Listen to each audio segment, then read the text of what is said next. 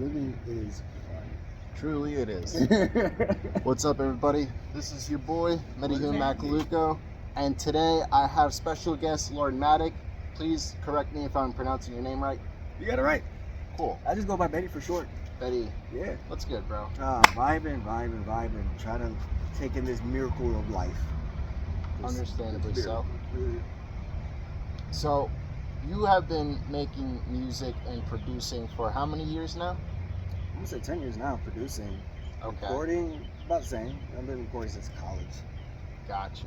And what got you started into doing that? Like, what was the domino effect that got you from doing whatever it was you're doing before into music making and getting into the business of it? I'm not gonna lie, just hanging out with people. Like, I'm trying to keep it PG-13 as much as I can. We used to dabble in things, and we used to like just stay up, listen to music, playing video games. And then one day I got bored with big boy Jordan, and he just came up with an idea like, "Yo, you have the laptop here, you have all this extra room. Why don't we just build a little studio?" So we built like a little makeshift lab with a laptop in the center, 2 little speakers, and an interface. Okay. And every day after work, after school, we'll just pull up to my place, just kick it, smoke, drink, until one of us comes up with a freestyle or a beat or something, and we'll just rap. And we did that for longer than I want to admit, but like for a while, we did that for a few years until I started running into like, I'm gonna say local underground rappers that's like performing already, that was doing some stage work. Okay. And then that's when I was like, maybe we should take this shit serious. So I didn't really take this shit serious until like 4 years into it. So, as a native to the Palm Beach area, what was your first venue that you started professionally working at? First venue was the Warehouse District in downtown West Palm. There's a bunch of, where the Lake Wharf area is, there's West Palm, the Clematis area. Okay. Right across the street from Australia, you got the Warehouse. And all those little warehouses right there, they have clubs in there, and they got like food places, but also deep in there, you got the businesses right there. Okay. Once in a while, the owners will set up a spot where you can like perform. Mostly bands perform there, but someone reached out to me, and it was because I was working with an artist named Roger That, and he wanted to get some music going. So I worked with him. 27 brought me out for the stage for the first time to that little venue. The second venue after that was Respectables for New Year's. Okay. Yeah. What was the last time you've been to Respects? It's been a hot minute. I kind of fell off Respects a few years ago. I got you. Shit. Have you done O'Malley's in Margate? I've done shows there, but I haven't performed there. I've done shows with Mars there. Like Okay. outside Mars there. Yeah, to be honest, I do have a show coming up there in O'Malley in a while. I think it's with Arson's team. I'm performing with them the Louis Budget song. And yeah. Hell yeah. And then probably Sandy Barfield. I'm not too sure yet. I got you. That sounds like a fun night. Can you please keep me updated on that? Oh yeah, I'll let you know when that happens, because we're still getting WickedCon out of the way, and we're trying to like re-coordinate, because we're trying to keep it. Our demographic changed up recently, so we're trying to change our demographic back to where it was when we first started, which was like, you know, kids who like EDM, kids who like alternative music. Because like we noticed our fan base became like nothing but like straight pompano rappers and pompano vibes, and it was like, we like them, but that's not really our fan base. Like, we like the fact that they fuck with us though. We like it. Yeah, that sounds like an O'Malley's thing. Yeah. Have you guys thought about going to EDM raves themselves and promoting yourselves, like Pop Dubs, for example? Done a bunch of shows at Pop Dub. Actually, we did a fundraiser at Pop Dub recently for Haiti, to help out Haiti with the Civil War. Okay. Haley led the charge on there. I pulled up to make sure we helped out. We performed a few joint songs that we have going on. Yeah, it was a good time. Arson pulled up, Doms pulled up. It was a good time. I love them dudes, bro. Especially when we told them like, yo, we're gonna do this for my country. They were like, say less. And Haley was the one that suggested the idea. I love her for that. Shout out Haley. Yeah, man, Room is doing it. Speaking of which, you are her beat maker and producer. Beat maker, recording engineer, and producer. I wear many hats under her. Whatever she needs me to do, I do it. Okay. So I made the mistake of making the assumption that you were her overall manager and overseeing her social media and marketing. Yeah, for a time. I was helping her out with it, just to get the image and the ideas out there, because she didn't really know how to market at first. Right. So the first year I was helping out with it, so you'll see a little of my touch in there. But she grasped it real quick, and like pretty much all the little video edits you see, that's all her. That's all her style. I'm just in there, just being like, ooh, I don't want to say his name, doing the dance in the video like all other producers do back in the '90s. So Yeah. No D. Pretty much that's what I did back So then. you held her hand and pretty much let it go. So let her do her own thing. She grasped it real quick, and she just took off running. Like within, like you'll be surprised that she's only been doing this for like a couple years. Like you'll be really surprised. Gotcha. Yeah. Other than Haley, have you also helped out other artists in the exact same way or any similar way? 27, Roger That, R-rated.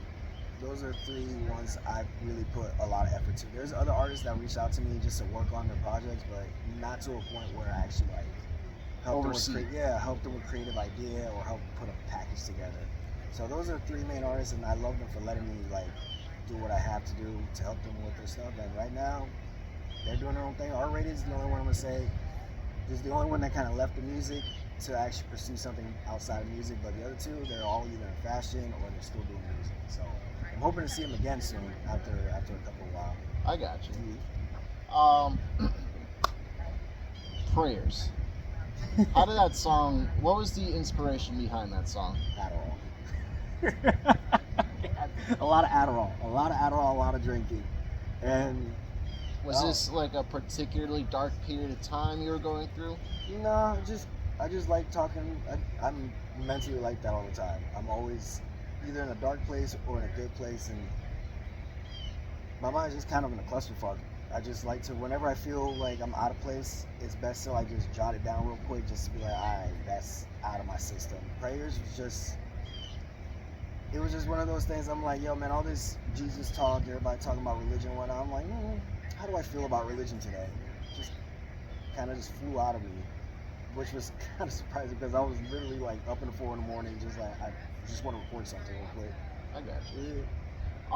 Have you ever sold your beats to other YouTube channels and they in turn took your music and uploaded it onto their channels and shouted you out?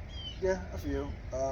Fast Palm Beach, a couple of local channels, but you know the dudes that do the speed up stuff or the chop and screwed stuff. Yeah. They upload my stuff, but mainly beats. I sold a lot of my beats off to like girls who Friends. do stuff, so they have my own like beats. Friends.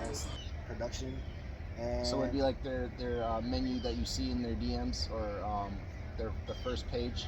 When you like basically when you play their video, you probably hear a beat in the background.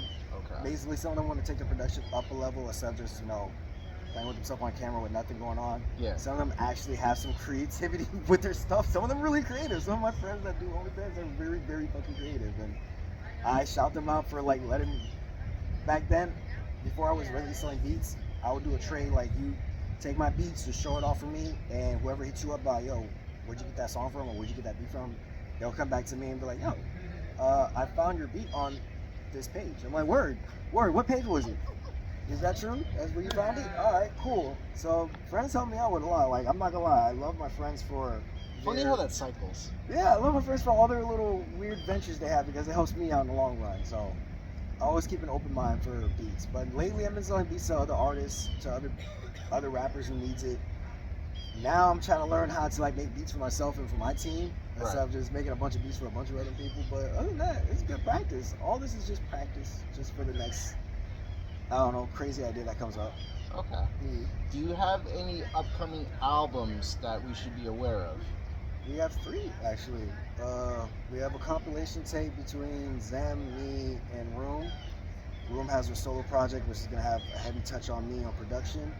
And I have my own solo project coming out that's going to have me on it. And there's supposed to be a 4th one coming out, which is a collaboration tape between me and Haley. The Louis Budget was actually the starter song for it. We got 2 more songs supposed to be rolling out, but life got in the way, and I decided to start focusing on the solo project just in case. I got you. Yeah. Would you say that you have mixed feelings about helping other people versus doing solo projects? I used to, back when I was younger, because I thought I was supposed to be the star of the show.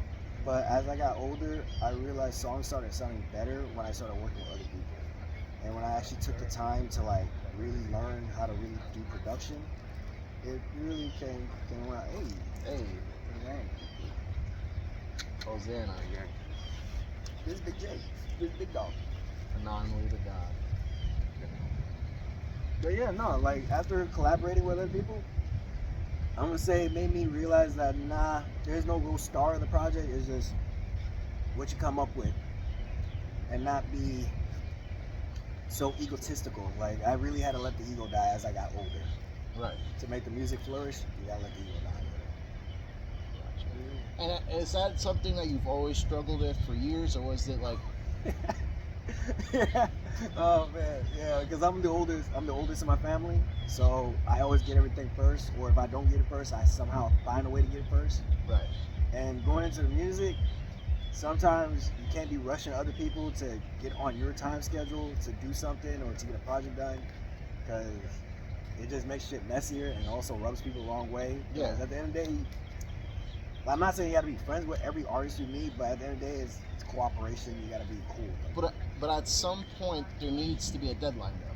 There is a deadline. There has to be a deadline, and sometimes you got to be like, you got to find a nice balance, at least nice even balance, to be like a little pressure on them. Yeah. Or you got to be able to like, okay, so this is not gonna work out, so we got to like come at this a different way. Like this song idea that we had originally, it ain't coming to light, but I see that you're gravitating to this one. I can jump on that. You got to be able to be flexible. Not every artist can be flexible, so if you have one strong-headed artist and you got one artist that's flexible, you'll have something come out. You got two strong-headed artists, and man, you're never gonna see the light of day. That song's never. You probably see them fighting more than having something out. Yeah, so there's more songs in the vault versus that being distributed due to butting heads. That budget, also sounds changed. Like people realize that a soundscape can change everything. Like the whole Kendrick Drake thing.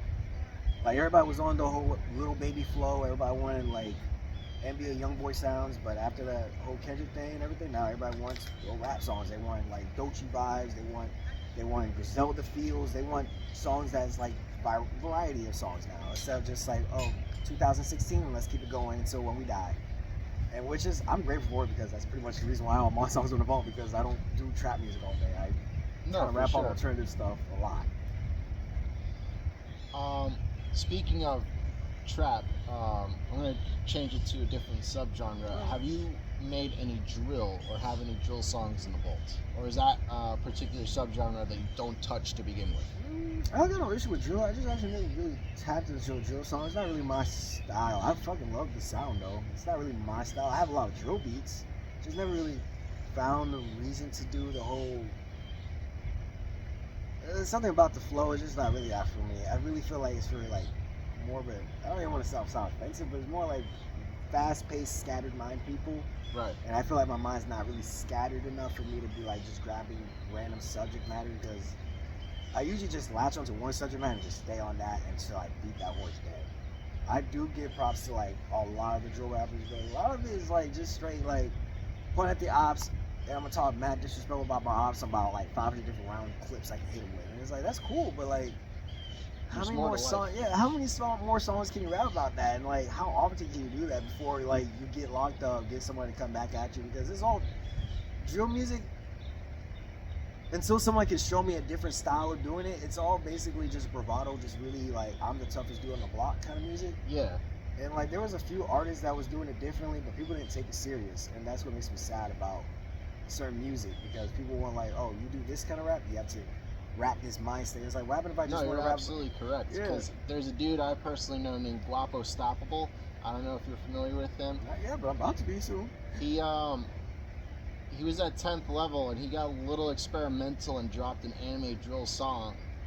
That's so fire. I wasn't too sure how I felt about it personally, because the first like 3 bars I heard was something about Sakura being the hottest chick in Naruto. I was like, okay, I don't know about that, but I will give him props for changing it up. Yeah, no, I respect that for changing it up, because like I'm not gonna lie, I really find like a lot of YouTube rappers, even though like a lot of people like find them nerdy, I really like what they come up with, because like when it comes to drill, like, or trap music, those AMVs they be dropping, I'm just like, damn, that's fire. I would love to hear this on a mainstream platform, like more out there. This is really cool. Like, don't get me wrong, some of them kind of go a little too far into it, so it goes over people's head. But like, hey, if somebody can like just dial back just the craziness of what block you run, like I ain't saying like, you know, you don't gotta be hard and rep what you rep, but like just pull it back a little, throw in a little cartoony flair in there, talk about Adventure Time or something, bro. Just change it up a little, man. Like, Have you ever considered making one of your songs into an AMV? Or have? I used to, but like it was never like anime AMVs. It was like old school cartoons, like 1950s stuff, and just clicked them up. But it was more like for advertisement. Never really got serious with it. Now that you say that out loud, I did watch one of your music videos with The Simpsons. Yeah, that's an old one. That I was. got that sad boy vaporwave vibe to Oh, it. that was back when we were just doing this for fun. Before we like, okay, now we got to do this to show off to people. Like that was back when rap was fun. Yeah. Yeah. I completely forgot to start that up. No, that's still up. There's a lot of stuff that's still Oh up. my god, I gotta do some crazy. Bro, like I said, I had to do just a little bit of research on you before Yeah. getting into this conversation. Hey, but I'm surprised you found them. I'm actually really surprised. That's what's up. Cause like, I fucked up the first time looking you up. I literally put in Lord MXTIK versus MV, and I would get like an entirely different person. I'm like, this guy's white. Who is this? This is not who I want. Yeah, And I'd be Matrix. like, oh wait, Yeah, you I have to found look Lord it up on the Matrix. phone or on Facebook, and like, okay, this is how you spell it. Yeah. And then I still even want to get your immediate YouTube channel. I would get like songs that you uploaded or not uploaded. Other channels uploaded your tracks on. You know what I'm saying? God, shouts out to them. Fuck, I didn't realize that. Like, I literally only got like one platform for my YouTube, and I probably post one or two things through Haley's YouTube. But shouts out to them. I really gotta do. I am getting old. I really need to start going through like the internet. Really. Well, you have LordxMvtik Topic, and then you have LordxMvtik. Hey. So I don't know if you know about that second channel that has all your albums and discography. I don't know if that's because of DistroKid. I think that's what Distro did. The topic one, I think they actually just compiled all my shit because I think I finally got enough stuff out there where they can compile my stuff together. Because they haven't done that to two of my other artists I've been working with. So Haley and Rated, because Rated got like 4 songs, but his stuff ain't compiled yet. Haley is drip feeding everybody. So like I'm expecting hers to topic up soon. But yo, I gotta check that out. I'm actually happy about that. Yeah, dude. I gotta be more consistent. I just gotta stop being lazy. I really gotta stop being lazy. I really gotta get on my ass. Well, I mean, I think you're talented. You've been in this game long enough to know what's good, and you've made enough connections for people to respect what you do. Yeah. I myself included, you know. Appreciate you for reaching out to me. Yeah, I wouldn't be having this conversation if, you know, you didn't put in all this effort and this work. You know what I'm saying? Like, that's the whole point of this YouTube channel, is just to highlight people who have been in the game long enough to know what's good, what's not good, ask them questions about their come up, and, you know, seeing how far you came within such a short amount of time. And I only met you like maybe 3 times in my entire life. Yeah, you've been to a couple of shows. I see that a couple of the shows already that we threw. I went to one. That was the one I propped. Yeah, that's true. That's the one that Arson was throwing, the little crazy Rager one. Yeah. Which you drew pretty far out for. I'm proud for that. Thank you for that. Absolutely. Nah, because like I've been also following Risen for a little hot minute now, and I was like, all right, I really need to see this guy. I really need to see this guy at least once, because we've been fucking with each other on Facebook for a while, like hot react, back and He's a forth. good dude. He's a fun dude. I love working with him. I'm not gonna lie. Him throwing us on his show roster, me and Haley just giving us time, because we were low key like really struggling to find like, yo, what we're gonna show this music off to, because like low key we only had pub dubs at the time. That's it. We just had pub dubs and a few other like EDM shows. And when he reached out to Haley because of the songs and whatnot, I was really like happy about it. I was like, yo, people are really fucking with the music, like, because I was really kind of like unsure about, you know, how people you know react to Room, because you know females spin a bunch of bars and whatnot, just rapping and stuff, like, you know, popping pussy and showing ass. It's different, especially in Florida. Yeah. Well, I feel like that pushback is bound to happen, and you know, and that's with any artist. There's always going to be some pushback. You know, like I've seen the comments. I've seen the people say some stupid shit like, "What in the ketamine is this?" I think those are our friends. I really look at think those are friends. Because they say some specific stuff in there. And I'm like, yo, who is this guy? I'm not gonna lie, I don't feel no type of way towards disrespectful comments, because they make me laugh my ass off, because they be saying some of the most out left pockets up. One of them said something that was right on the money, but I was like, yo, you have to be someone we know. Like, there's no way you can make this joke and like not know us. Yeah. But the other ones, they're just out of left field, and I'm just like, wow, that's how you feel. That's how you feel. Like, well, I mean, the song gained like 2.4K followers at the time of the upload. So, Yeah. you know, to see how it like blew up, you know, you're bound to get some traction. yeah, and she don't really got a following like that yet. She's still building up a following. Like, she's very selective on what she wants her people to be. Like, she knows that she wants to build a cult following, and that's the same thing I want to do, is build a cult following of. Basically, I want to be able to go to shows where I can be like, if I scream out something out of pocket from a show that I seen, I want people to be like, I get it. Yeah. Instead of pull up somewhere and talk about him and his tails, and everybody looks at me like, what? And I'm like, never mind. You don't watch. You're not up at 3 a.m. watching movies. You know what I mean? Like, yeah. Like, at the end of the day, I am just a regular weirdo, just like everybody else who plays enough video games. Like, yeah, like everything in the music I portray to be, that is just old tales, old stories, and rumors about me, and I just kind of pull them all together and crazy thought processes. So a lot of it is dismissing the false rumors that people have made about you. Yeah, a lot of people talk about shit. You know, you rub shoulders, you rub people the wrong way. If you post something up, people look at it and like, oh, fuck this guy.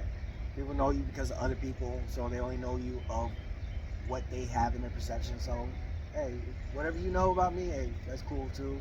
If that's what you want to believe, that's cool too. You know what I mean? Yeah. But at the end of the day, the people that kiss it with me, they know who I am.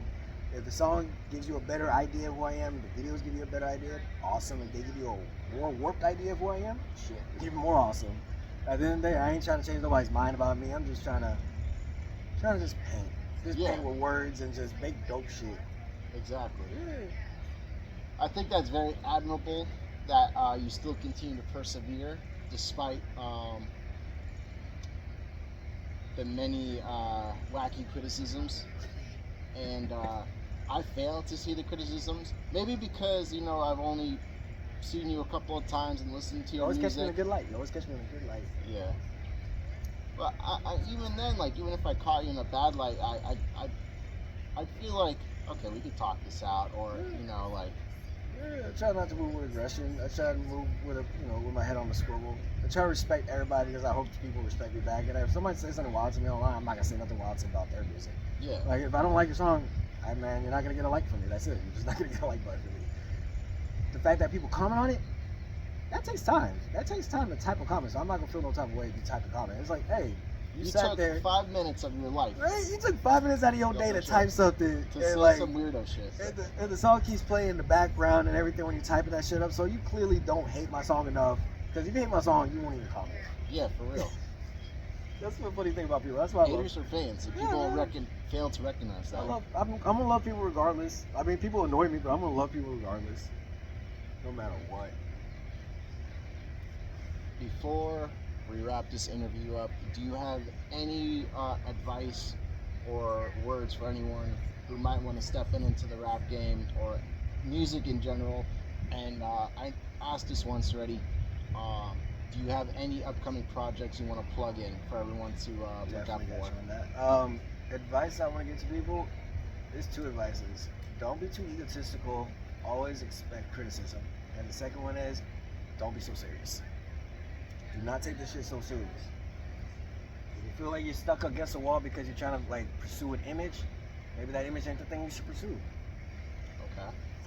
An upcoming project, look out for the compilation tape for Zem and Room. We don't have a name for it. And then we got a gang of fucking songs coming out soon. One of the biggest ones that we got coming out soon is gonna be Beirut Brute. I don't know if I'm saying it right. It's with Easy Mac from Canada. Okay. Oh, we mixed that together. Zanny Barflow, that's gonna drop very soon. I'm sorry to cut you off. You said Ouija Mac? No, Easy Mac. Easy Mac. Yeah. Okay, my fault. Easy Mac from I do want to check that out. If Ouija Mac is a real person, let me check him out. He's kind of the Juggalo subgenre. Really? Yes. I've been over that for a while. Yeah, man. He was at the gathering like 3 years in a row now. 2022, 2023, 2024, and 2020. Well, no. 2025 isn't having happened yet. Oh, man, I gotta definitely check that out. I mean, if his name is Ouija Mac, I gotta definitely check him out. That's a cool ass name. Yeah. But yeah, Easy Mac, we got, like, love Canadians, bro. except one Canadian, well, two Canadians right now, but like love Canadian rappers, bro. Those dudes been giving us like a lot of love, like sending Haley and me projects a lot. Also, shouts out to another homeboy who's been feeding us a lot of beats, Jet Set, dope ass beat maker, dope ass EDM artist. Jet Set. Yo, he is fire. Like, does he make music similar to Star Junk 95? I would say close to it. Yes, close to it. You're gonna hear a lot of cuts. Like, he's a very fire EDM artist. He's on tour right now, or I think he just got back from tour. From I forgot who's fucking set. But he's a dude you gotta keep an eye on for. We met him in Orlando at a Stafford retreat, so he's a fire dude. Oh yeah. So yeah, like, gang of projects coming out. We're just gonna keep dropping music left and right. So just, everybody just gotta keep their eye on our pages. One more thing. Speaking of Canadian artists, Yeah. I have a friend. They're a non-binary artist from Edmonton, Canada, named Brendan Cush. They have a ton of fire beats that I highly recommend that they sell. Hey, link us up. Link us up. I got you. I need beats. I'm always down to, like, I'm looking for inspiration. Also, They're kind of hyper pop-ish, but I'm pretty sure they could cook you up something. Let's do it. To be honest, I've been loving pop music. I'm not gonna lie. I've been listening to Sabrina Carpenter lately. Yeah, believe it or not. I don't really listen to rap music like that. Like, believe it or not, I'm in my 30s. I don't really listen to rap music no more. Like, I believe it. Yeah, most rappers I listen to is like people I've been listening to when I was in my 20s. So like Playboi Carti, when he dropped, I was listening to that. When Kendrick dropped, I was listening to that. When anything Griselda, I'm listening to it. Tyler, listening to it. Earl, I'm gonna listen to it. But anything that's new, when somebody says, "Oh, you heard so and so," why? It hasn't bubbled in my spirit. Like, if it hasn't popped through the wave of Lady Gaga, Sabrina Carpenter, and just old Michael Jackson songs, hey, I'll listen to it. But right now, I'm stuck in this old school pop and this new wave of pop music. I'm kind of stuck in that right now. It's reasonably so. Yeah, it's nice. It's nice listening to like pretty girls sing about pretty worlds. Yes. And about dating struggles. It makes me feel seen. It makes me feel really seen. No, absolutely. Especially it's from a beautiful ass woman. Forget about it. Like, because I'm not gonna lie, dudes that be talking about like, always crushing pussy all the time, be like, yeah man, I mack it down, I always get every girl. I'm like, I can't relate. I really can't relate, dog. I really can't relate. I really do miss shots a lot. I miss a lot of shots. But hearing talk about girl just being a pretty girl, bossing up, just walking around, just like, yeah, bros trying to holler. I ain't trying to holler at them. Trying to holler at this one. I miss a shot. I'm like, relatable. I can relate with it. Still can't fuck with Taylor Swift for some reason. Sounds like that's just one out of a plethora. A sea. Out of all of them, Taylor Swift is probably the only one I really can't fuck with. It just sounds like elevator music. It just sounds like boring white girl music. Just like sounds like the standard background music for any movie. Understandably so. But let me let you wrap this up though. I love this. We gotta do another one. Like oh, absolutely. I have a ton of people that want to do a second one. And you'll definitely be back. Fresh. Why?